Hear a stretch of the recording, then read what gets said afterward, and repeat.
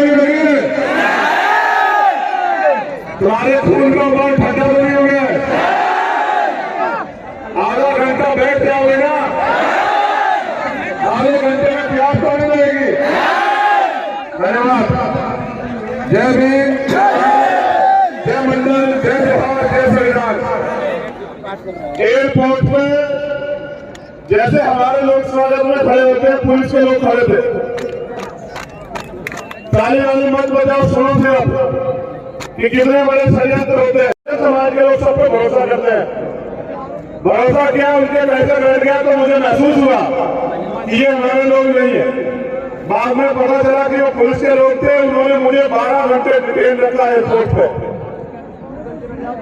मैंने उसी दिन ये तय कर लिया था कि जब अब की बार मैं भोपाल आऊंगा तो अपने साथ अपने इतने भाइयों को लेके आऊंगा कि सरकार की हिम्मत नहीं बढ़ेगी। एक साल के बाद वो दिन आया है। मैं आपको सामाजिक न्याय यात्रा की बधाई देता हूं। मैं आपके प्यार की, आपके विश्वास की, आपके संघर्ष की, अगर मेरा दर्द आप नहीं सुनोगे और उस पर अमल नहीं करोगे तो मेरे जैसे 1 लाख चंद्रशेखर पैदा होकर काम करे, आपकी जिंदगी नहीं बदलेगी। ताली बजाना छोड़ के मेरे सीधे साधे बहुते बड़े बहुजन समाज के लोगों, मेरे दर्द को सुनो। आपका अपना खून आपसे कुछ कहना चाहता है। क्या मेरा दर्द आपका दर्द नहीं है? क्या बाबा साहब अम्बेडकर का दर्द आपका दर्द नहीं है? क्या फूले, साहू, पेरियार, बिरसा, कौन बोल रहे हैं? बाबू, जगदेव प्रसाद कुशवाहा, बंगाल कपूरी ठाकुर, कहाँ घुस रहा है? बाबा साहब अम्बेडकर। भैया जब आगे वाले बैठेंगे देखो, आप देखो सामने, क्या मतलब निकलेगा? आगे वाले तो बैठ जाए, आप बैठोगे तो उनको भी आपको तो भैया आपके हम पीछे आ जाए।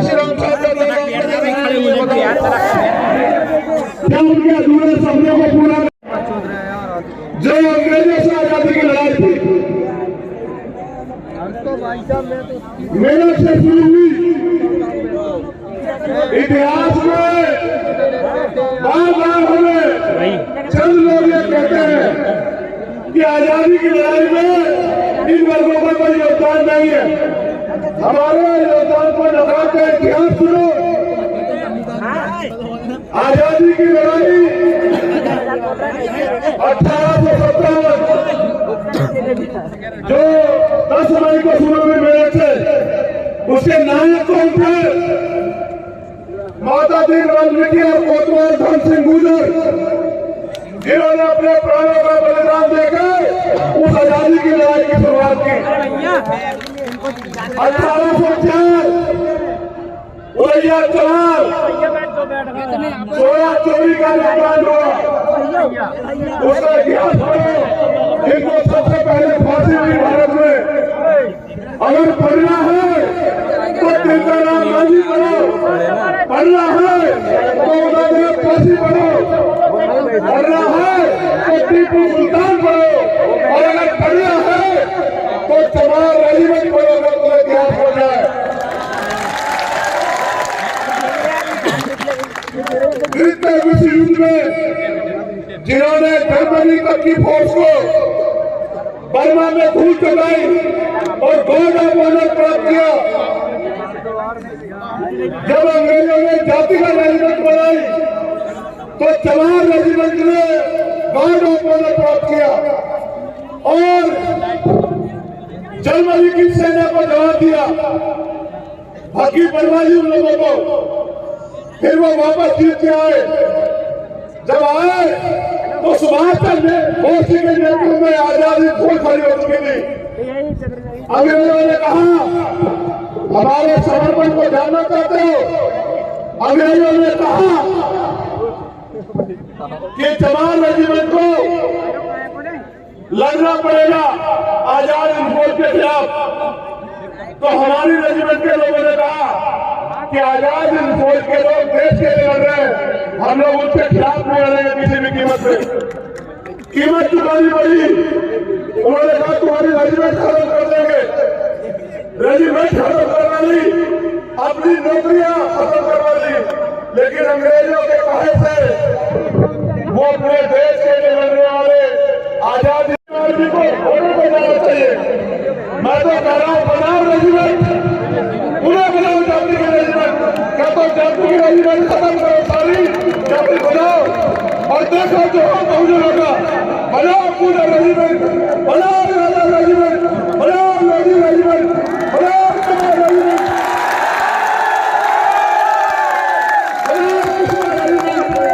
और देखो हमारा दौर कि हम सही जा रहे हैं। सरदार भगत सिंह और बंसी की तरह अपने खून का एक कतरा अपने देश की मिट्टी के लिए कुर्बान न कर सकते। अपने मुल्क के लिए हमने क्या नहीं सहा, हमने लाठियां खाई, हमने जातिगत अपमान सहा, हमने अन्याय कहा, हमारी बहन बेटियों को प्रत्यक्ष किया गया, हमारे बड़ों की पल्ली उठाने की बात करते हैं, आप धर्म की बात करते हो, आप धर्म की बात करो, लेकिन आजादी के इतने भी बात, अगर इतने बड़े वर्गों के अधिकारों की बात नहीं करोगे तो अभी ये देश में नहीं चलेगा। ये बताने के लिए हम लोग भोपाल में आए। जिन्हें इतिहास जानने का शौक हो और जो इतिहास को चुराना चाहते हो वो इतिहास को पढ़ो। बहुत बना क्या जानते हो प्रतिहार के बारे में? भैया भैया आगे वाला में बैठा लो आप। क्या जानते हो?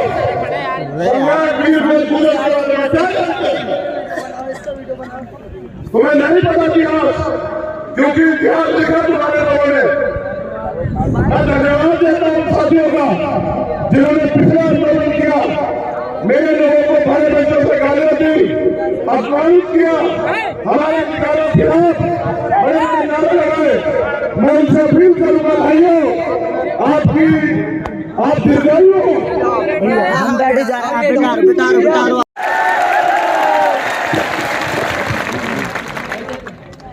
मैंने आपको एक आजादी के बारे में बताया, और भी इतिहास है उस आजादी का। दूसरी आजादी तब मिली जब बाबा साहब अम्बेडकर ने भारतीय संविधान में कमजोर वर्गों के आगे बढ़ने के लिए रास्ते खोले। आजाद प्रदेश 1947 में हुआ, लेकिन असली आजादी 26 जनवरी 1950 को संविधान लागू होने के बाद मिली। अगर हमारा राष्ट्रीय पर्व है तो वो 26 जनवरी 1950 है। दूसरी आजादी मिली, लेकिन आजादी अभी साथियों अधूरी है। मेरी बात में जोर करो कि जब देश आजाद हुआ, अमीर अमीर रह गया, गरीब गरीब रह गया। आजादी से पहले गैर बराबरी पर आधारित व्यवस्था थी। उस व्यवस्था में अति पिछड़ों, जिनको आज के अति पिछड़े कहते हैं, जिनको आज के अनुसूचित जाति जनजाति कहते हैं, उन लोगों को राष्ट्रपिता ज्योतिबा फूले की किताब गुलामगिरी में सूत्र कहा गया, सूत्र कहा गया। उनको पढ़ने तक के अधिकार नहीं थे। वो आजादी जो मिली, उसका फल तब मिलेगा इस समाज को जब ये समाज राजनीतिक हैसियत बना के और भारतीय संविधान को पूर्ण रूप से लागू देश में कराएगा। जिस दिन भारतीय संविधान पूर्ण रूप से लागू होगा, उसी दिन असली आजादी हम लोगों को मिलेगी। और याद करो बाबा साहब अम्बेडकर की वो बात जो उन्होंने मुझसे, आपसे, हम सब लोगों से कही कि बड़ी मुश्किल से तमाम तरह के अन्याय, आरोप, अपमान और आपके मेरे जैसे 4 बच्चों की कुर्बानी देके बाबा साहब अम्बेडकर उस कारवां को यहां तक लेके आ पाए। उन्होंने अपील की मुझसे और आपसे कि इस कारवां को पीछे मत जाने देना मेरे बच्चों। मैंने बहुत अपमान सहा, आज कारवां पीछे जा रहा है।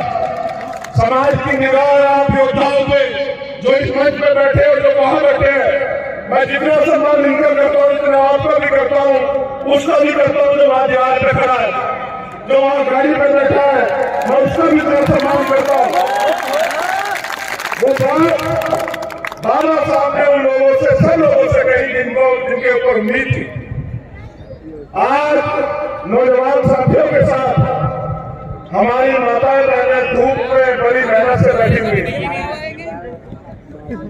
मैं धन्यवाद देता हूँ हमारी जो महिला नेता इस मंच पर बैठी है, मैं उनका दिल की गहराइयों से धन्यवाद देता हूँ कि बाबा साहब अम्बेडकर के संविधान से आज जिस महिला को कमजोर कहा जाता था, इस संविधान की बदौलत को समाज की बेटियां नेतृत्व करने लगे। मैं धन्यवाद देता हूँ, मैं धन्यवाद देता हूँ उन बच्चियों को, लक्ष्मी को और एक जो दूसरी बच्ची थी वो बामनिया खुशी, और वो छोटा बच्चा।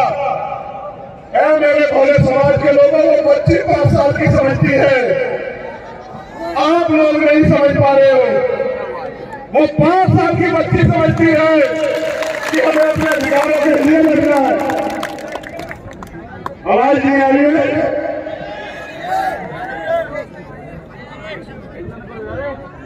हम देखो हमारी है क्या?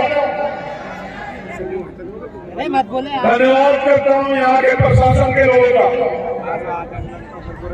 यहाँ की पुलिस के कर्मचारी अधिकारियों का।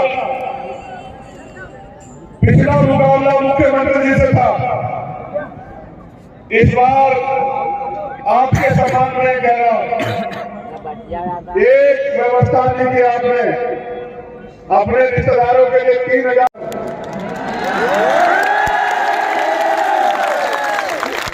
और हमारे लोगों के लिए ये व्यवस्था कराते हो। मेरे लोगों के पैरों से गाड़ियां चली, एक व्यवस्था नहीं करी। हमारे टैक्स के पैसे से तनख्वाह लेते हो, एजेंटगिरी सरकार की करते हो। चिंता मत करो, करो नौकरी, होगा आपसे आमना सामना। भारतीय संविधान हर कमजोर को ताकत देता है। मैं बदला लेने में नहीं, बदलाव करने में। जिनके लिए आज व्यवस्था नहीं की, वो लोग इस अपमान को समझेंगे और वो मेहनत करेंगे और इतनी ताकत बनाएंगे तो उनको सलाम करना पड़ेगा। आपको याद रखना मेरी बात को। मैं पुनः अपनी बात पे आता हूँ। कौन सी लड़ाई है? तीसरी आजादी की लड़ाई लड़ना चाहते हो, लड़ना चाहते बताओ। ये लड़ाई बिना एकता के नहीं लड़ी जा सकती है। मध्य प्रदेश में रहने वाले 90% समाज जो बहुजन समाज है, पिछड़ा, दलित, आदिवासी और अन्य नागरिक अल्पसंख्यक, उन लोगों को एकजुट होना पड़ेगा। उनके नेताओं को नहीं, उनके समाज को एकजुट होना पड़ेगा और अपने अधिकारों के लिए संघर्ष करना पड़ेगा। मेहनत करनी पड़ेगी, समाज को जाकर जागरूक करना पड़ेगा, तब हम तीसरी लड़ाई की आजादी जीतेंगे। क्या आपको 2 अप्रैल का अन्याय याद है? जरा हाथ उठा के बताओ कितने लोगों को याद है?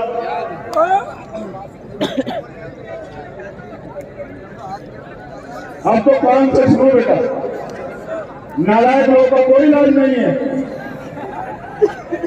दोनों हाथ उठा के बताओ 2 अप्रैल का तारीख किन को याद है?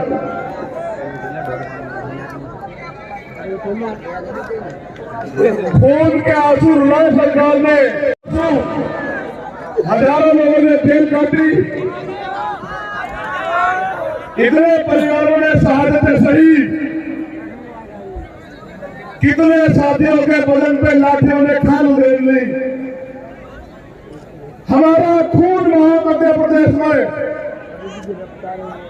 2 अप्रैल के आंदोलन में सरकार के लोगों ने हमारा तमाशा बनाया, हमारा मजाक उड़ाया। हमारे खून पे ऐसे सरकार के लोग यही सरकार थी भारतीय जनता पार्टी की। इनसे बचने के लिए आपने कांग्रेस की सरकार बनाई। उन्होंने भी हमारे लिए कुछ नहीं किया। वो तो अपनी सरकार भी नहीं बचा पाए, अकेले वो सरकार का मुकाबला नहीं भी कर सकते। इसलिए अब बहुजन समाज के लोगों को अपने पैरों पर खड़ा होना चाहिए। हम ही ऐसे लोग हैं जो इनका सामना कर सकते हैं। कांग्रेस पार्टी में नहीं रहा। अब अगर इस निकम्मे सरकार को कोई उखाड़ कर बैठ सकता है तो वो यहाँ उपस्थित मेरा बहुजन समाज है, वही उखाड़ कर बैठ सकता है और कोई उखाड़ नहीं सकता। हमारे हक छीने जा रहे हैं, हमारे प्रदेश में हमारे हक छीने जा रहे हैं, क्योंकि हम लोग एकजुट नहीं है। अगर हमें हक बचाने हैं, यह हक देने वाला बनना है, तो हमें एकजुटता करनी पड़ेगी। क्या आप एकजुटता के लिए तैयार हो? जो सवाल पूछ रहा हूं उसका जवाब मन से दोगे? अगर पिछड़े वर्ग के भाइयों के अधिकारों पे आंच आओगी तो खून देने के लिए तैयार रहोगे? बताओ, दोनों हाथ उठा के बताओ। अगर मेरे आदिवासी भाइयों पे अन्याय होगा तो संघर्ष करने के लिए, खून देने के लिए तैयार हो गया? बताओ। और जो यहाँ मेरा आदिवासी और पिछड़े वर्ग का परिवार है, अल्पसंख्यक वर्ग का, मैं अल्पसंख्यक वर्ग के लिए भी पूछना चाहता हूँ, उनके साथ अन्याय होगा तो उनकी राय लड़ने के लिए तैयार हो या नहीं हो? बताओ। अब मैं इनसे पूछना चाहता हूँ, क्या आप इन दलित समाज के स्वाभिमानी लोगों के हक अधिकार के लिए आज उनके साथ मिलकर लड़ने के लिए तैयार हो या नहीं हो? बताओ। अगर ये एकता बन जाएगी, भाईचारा बन जाएगा तो हमारे लोग आगे बढ़ेंगे। मैं खुद अपने भाइयों के लिए, एकता को बनाने के लिए हमेशा प्रयास करता रहता हूँ। अगर खून भी देना पड़ा तो चंद्रशेखर आजाद का ये वादा, भीम आर्मी का ये वादा, हमारे राष्ट्रीय अध्यक्ष, हमारे राष्ट्रीय महासचिव, हमारे तमाम सीनियर नेता यहाँ है, हमारे प्रदेश के दोनों अध्यक्ष, मैं चंद्रशेखर आजाद आपसे वादा करता हूँ, इस एकता के लिए अगर अपने खून को भी बलिदान करना पड़ा बहुजन भाईचारे के लिए तो हम लोग तैयार। कुर्सी की तो क्या है, कुर्सी तो बहुत छोटी बात है। हमें दुश्मन की साजिश को कामयाब नहीं होने देना, अपनी एकता बना के रखनी है। आज हम यहाँ क्यों इकट्ठा हुए बताओ? मांग पत्र देने के लिए। जो मांग पत्र मैंने पढ़ा, तुम चाहते हो उसकी मांग पूरी हो? दोनों हाथ उठा के बताओ, पूरी हो या नहीं हो? वो जो वहां खड़े हैं वो बताओ, पूरी हो या नहीं हो? ये मांग पत्र तुम्हें क्यों देना पड़ रहा है? क्योंकि तुम्हारा राज यहाँ नहीं है।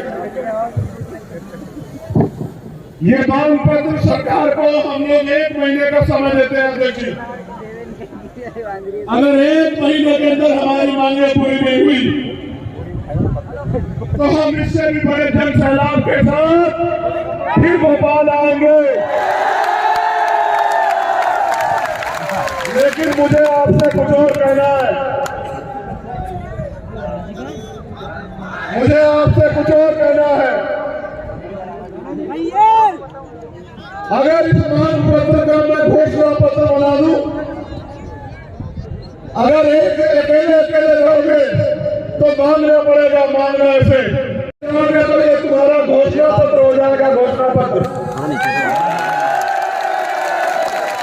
तुम्हारी जो मांगे हैं वो लिख के तुम मुझे दे दो। और एक स्वस्थ बच्चे को पैदा होने में, इस धरती पे आने में 9 महीने लगते हैं। इस 9 महीने का समय तुम लोग मुझे मेरे साथ संघर्ष करने के लिए दे दो। पहली बात, तुम्हारी जो भी मांग है उस मांग का मांग पत्र बना के मुझे दे दो। और एक स्वस्थ बच्चे को पैदा होने में जितना समय लगता है, मैं 10-20 साल तुमसे नहीं मांग रहा हूं बहुजन समाज के लोगों, उस 9 महीने का समय मुझे दे दो। मैं आपसे वादा करता हूं आपकी सारी मांगों को एक दिन के अंदर पूरा करके हम लोग दिखाएंगे। मेरा बैठे 16 से ज्यादा लोग अगर विधानसभा में ना पहुंचे तो मुझे कहना, मेरा वादा है आप लोगों से। अगर आप 9 महीने मात्र संघर्ष करने के लिए तैयार हो जाओ, 9 महीने का समय लेके संघर्ष करने के लिए कितने लोग तैयार है जरा बताओ।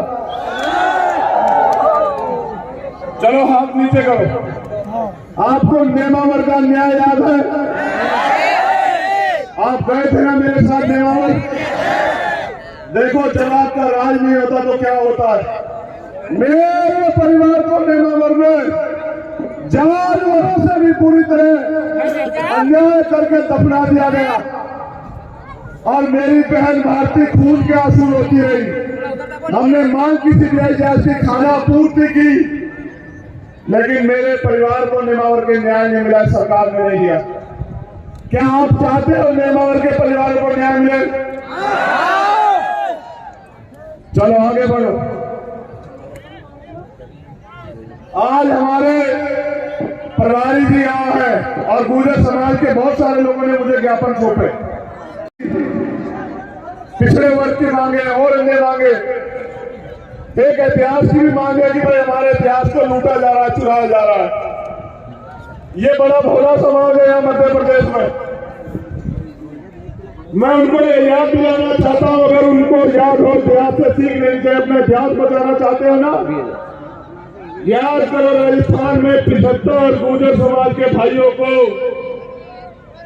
किस तरह से गोलियों से छलनी करके इस भारतीय जनता पार्टी की सरकार ने खून के आंसू रोने के लिए पूरे गुर्जर समाज को मजबूर किया। याद करो उन मौत को, याद करो जिन्होंने अपने बच्चों को, अपने बेटों को खो दिया।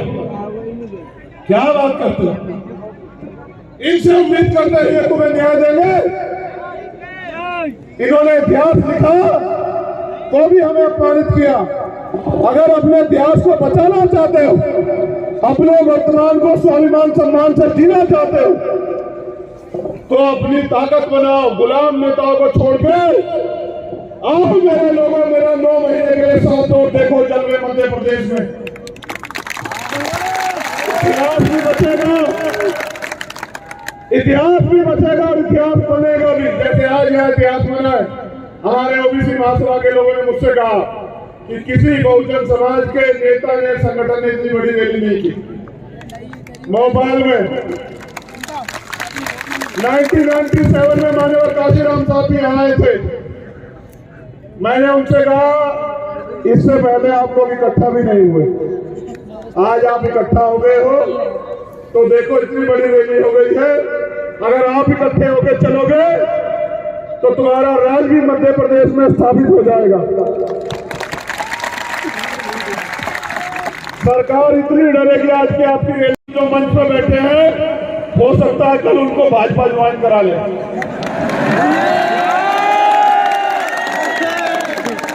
घबराना नहीं, एक जाएगा 100 आएंगे।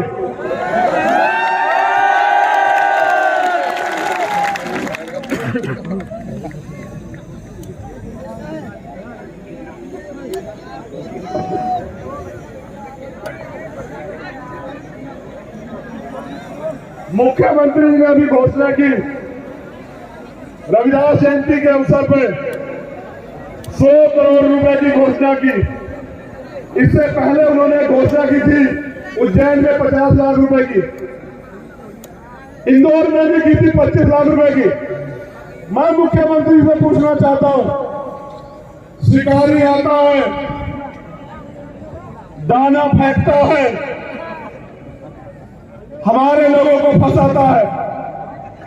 जब हमारा आदमी दाना चुगने के लिए जाता है तो उसकी गर्दन पकड़ लेता है। जिन्होंने पिछले 4 साल में नहीं किया वो अब आपके लिए करेंगे। अब मैं आज आपसे ऐलान कर रहा हूं कि जो सरकार 5 साल में नहीं कर पाई, हम लोग 1 साल में कर देंगे। जो मांग पत्र आपका है वो घोषणा पत्र बना के काम कर देंगे। अभी बजट आएगा, मुख्यमंत्री जी और घोषणाएं करेंगे। इनकी घोषणा में तो नहीं तुम लोग आने वाले, शिकारी के जाल में तो नहीं फंसोगे। अरे दोनों हाथ उठा के बताओ। बहुत अच्छे। मुख्यमंत्री ने कहा 1 लाख नौकरी देंगे अगर तक। कहा ना, जो मुख्यमंत्री अपने स्वाभिमान सम्मान की रक्षा न कर पा रहा हूं मध्य प्रदेश में, वो हमारे लोगों की स्वाभिमान सम्मान की रक्षा क्या करेगा? क्योंकि वो भी मेरे परिवार के व्यक्ति हैं। मैं उनके साथ जो अपमान किया गया, मैं उसके लिए भी खेद प्रकट करता हूं कि किसी को अधिकार नहीं है पिछड़े वर्ग के मुख्यमंत्री को अपमानित करे, लेकिन उनको भी अधिकार नहीं है पिछड़े वर्ग का कहलाने के लिए जब वो नगर निकाय चुनाव में पिछड़े वर्ग के अधिकार को खाने का काम करते हैं भारतीय जनता पार्टी के साथ मिलकर, उनको भी कोई अधिकार नहीं है। अब मैं ये पूछना चाहता हूं, 1 लाख नौकरियों में SC, ST, OBC का आरक्षण कितना पूरा करोगे ये भी बताओ। 2 लाख से ज्यादा बैकलॉग पड़ा हुआ है, उसको कब भरोगे मुख्यमंत्री ये भी बताओ। 68,000 की भर्ती हुई, हमारे नेता जानते हैं उत्तर प्रदेश में 69,000 की शिक्षक भर्ती, 20,000 पद ये सरकार खा गई थी भारतीय जनता पार्टी की। इस सरकार से हमें कोई उम्मीद नहीं है। आप इस निकम्मी सरकार से कोई उम्मीद ना रखो। अब काम की बात सुनो, राजनीतिक बात बताओ आपको। मिल लेंगे। मध्य प्रदेश के शिवपुरी में करेरा में 6 वर्ष की मासूम बच्ची से अज्ञात लोगों ने, मैं नहीं बता सकता कि क्या हुआ होगा, आप जानते हैं मध्य प्रदेश में हमारे बच्चों के साथ क्या हो रहा है। ये घटना 11/2/2023 की है, अभी तक भी कार्रवाई शायद नहीं हुई है। अब मेरी बात पे गौर करो, मीडिया के साथी भी सुन लो। बता दो, घर चले जाते हैं।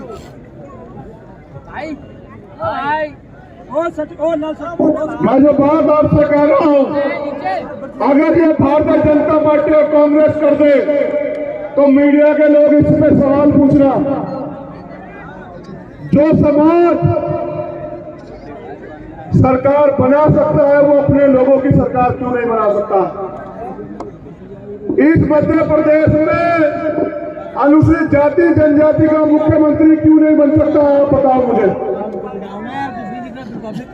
मेरा वादा है कि हम लोग भाईचारा बना के एक पॉलिसी बनाएंगे। उन लोग आज मीडिया के लोग जानना चाहते थे ना, जो मान्यवर काशीराम साहब कह गए उनका वादा हुआ है। अगर मेरे आदिवासी समाज के लोग तैयार हो जाए तो पहला आदिवासी मुख्यमंत्री हम लोग बनाने का काम करेंगे मध्य प्रदेश में। और जो बीजेपी कांग्रेस के लोगों को हो कि वो बना के दिखाएंगे, वो बनाएंगे तो राज्यपाल या राष्ट्रपति जिनके हाथ में कोई पावर नहीं है, सिर्फ दिखावा करेंगे। बहुत नेता तैयार हो गए मेरे आदिवासी परिवार में। तुम लोग का मेरा वादा है कि पहला आदिवासी मुख्यमंत्री मध्य प्रदेश में हम लोग बना के दिखाएंगे। इस बात एक अनुसूचित जाति का उप मुख्यमंत्री, एक अन्य पिछड़े वर्ग का मुख्यमंत्री उप मुख्यमंत्री और एक अल्पसंख्यक समाज का उप मुख्यमंत्री, ये 4 ताकतवर लोग हम लोग अपनी सरकार के जरिए मध्य प्रदेश में बना के दिखाएंगे। और चारों को बराबर पावर होगी कि चारों लोग इन वर्गों के हितों के लिए कानून बनाए और फैसले लें। आप ये बताओ, वोट हमारा राज तुम्हारा कब तक इस देश में चलेगा? आप बताओ। जातिगत जनगणना जाति धर्म के नाम पे जो अन्याय हो रहा है वो रुकना चाहिए नहीं रुकना चाहिए बताओ। अरे भाई जान मेरी आवाज आ रही है यार एक साइड मेरी आवाज आ रही है देखना। मुझे बताओ हमारी बहन बेटे पर जो अत्याचार होता है जो खून के आंसू हम लोग रोते हैं वो खत्म होना चाहिए नहीं होना चाहिए बताओ। जो पढ़े लिखे मिलना चाहिए नहीं मिलना चाहिए बताओ।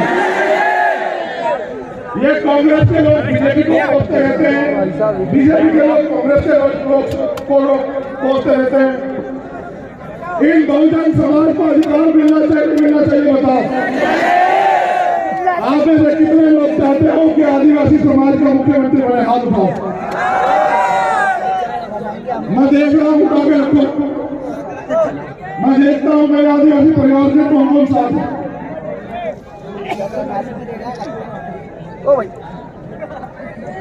बैठ हाथ नीचे कर लो। तो जैसा मैंने आपसे कहा कि सपने उन्हीं के पूरे होते हैं जिनके सपनों में जान होती है और पंखों से कुछ नहीं होता दोस्तों, हौसलों से जान होती है। 1 महीने का समय हम लोग सरकार को देंगे कि सरकार हमारी मांगों को माने। अगर सरकार ने नहीं बना बना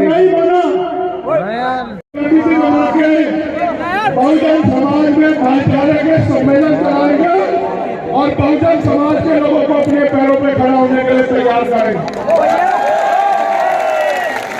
मेरे जाने के बाद ये हम अघोर करोगे हमारी एकता को तोड़ने के लिए झगड़े कराओगे। वादा करो मुझसे कि अपने लोगों से नहीं लड़ोगे। आप लोग वादा करो। अगर लड़ोगे तो दुश्मन की नीतियों के खिलाफ लड़ोगे, एक दूसरे की ताकत बनकर लड़ोगे, एक दूसरे के खिलाफ नहीं लड़ोगे। बताओ करो वादा मुझसे। दोनों हाथ जोड़ के वादा करो। Subscribe now and press the bell icon. Never miss an update.